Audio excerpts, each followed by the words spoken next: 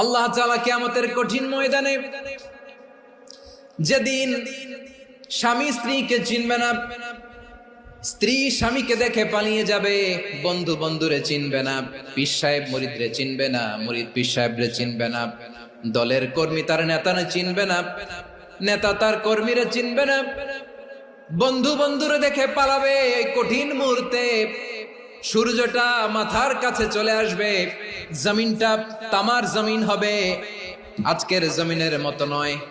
মানুষ ঘর্মাক্ত, ক্লান্ত, শ্রান্ত মাথার মগজগুলো কানের ছিদ্র আর নাকের ছিদ্র দিয়ে বেয়ে বেয়ে পড়বে। বিশ্বনবী ফরমান, কিয়ামতের ওই কঠিন ময়দানে 7 শ্রেণীর ব্যক্তিকে রব্বুল আলামিন তার আরশের নিচে ছায়া দিবেন। তার মধ্যে প্রথম শ্রেণীর ব্যক্তি হলো ইমামুন আদিল, যে ইনসাফের সাথে বিচার করে, যে জাস্টিস সমাজে সার্ভ করে, যে সুশাসন নিশ্চিত করে, ওই ইমামুন আদিল। আদিল শব্দটা বুঝছেন না? ইন্নাল্লাহা ইয়া'মুরু বিল আদল, পাইছেন? আদিল।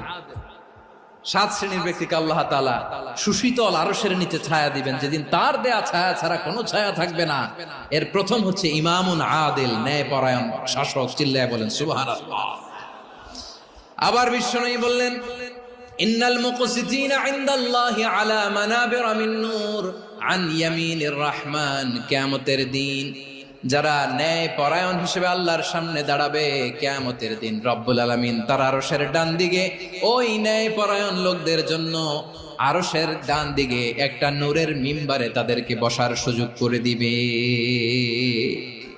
আল্লাহর আরশের ডান দিকে ন্যায় পরায়ণ লোকদের জন্য আল্লাহ তাআলা নূরের মিম্বার বানাবে। 4টে কেন কথা মনে করেছেন? আল আদাল, জাস্টিস। ইন্নাল্লাহা ইয়া'মুরু বিল আদল। আল্লাহ তাআলা এই আদালতের নির্দেশনা দেন।